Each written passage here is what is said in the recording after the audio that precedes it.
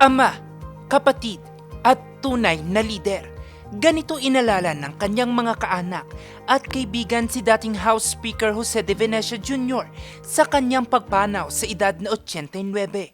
Dito, bumuhos ang pakikiramay ng ilan niyang mga kaibigan at nakasama sa politika. Sa mensahe ng kanyang may bahay na si ngayoy Pangasinan 4th District Representative Gina de Venecia, na bagamat nagluluksa raw ang marami, ipinagpapasalamat pa rin nila ang buhay at naging ambag ni de Venecia sa bansa at sa pamanang iniwan nito sa mga batas, institusyon at pagsisikap para sa kapayapaan.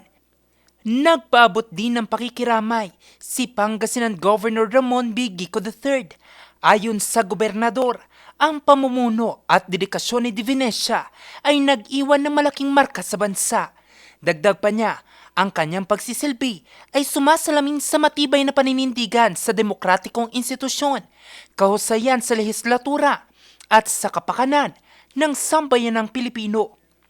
Si dating House Speaker de Venecia ang pangunahing may akda sa mahalagang batas tulad ng Dollar Remittance Program, Business Conversion and Development Act, Build, Operate, Transfer Law, Philippine Economic Zone Act, at New Central Bank Act. Malaki rin ang kanyang naging kontribusyon sa mga pandaigdigang kooperasyon, bagay na isa sa sinariwa ni Senator Mig Zubiri na kanyang kapartido sa Lakas CMD. In the international community, Speaker JDV always put the Philippines' name and standing first, and he was deeply admired by the Interparliamentary Union and ASEAN Interparliamentary Assembly and across other parliamentary networks abroad, because he had a rare gift for building consensus even among leaders and governments from different countries. Nagpaabot din ng pakikiramay at pasasalamat si Senator Loren Legarda. Dito sinariwa rin ng senador ang alaala nang tumakbo siya bilang senador noong 1997, kapartido si JDV na tumakbo noon bilang presidente. Naghain naman ng executive order si Dagupan City Mayor Belen Fernandez bilang pag-alala sa buhay ni JDV. Nakatakda ring ihapmas ang watawat ng bansa sa lungsod mula kahapon February 10 na magtatagal hanggang sa ika-10 ng Marso. Nakatakda namang iburol ang mga labi ni former House Speaker Jose de Venecia Jr. sa Heritage Memorial Park sa Taguig City simula ngayong araw hanggang February 13.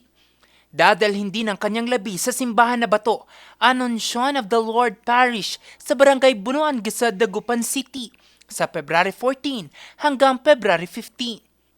Bago tuluyang dalhin sa House of Representatives para sa memorial at necrological services sa Lunes, February 16. Nakatakda namang ilibing si JDV sa libingan ng mga bayani sa Miyerkules, February 18. Pinanganak si Jose de Venecia Jr. noong December 26, 1936 at nagtapos sa pag-aaral sa Ateneo de Manila noong 1955. Jose Robert Inventor, RNG News.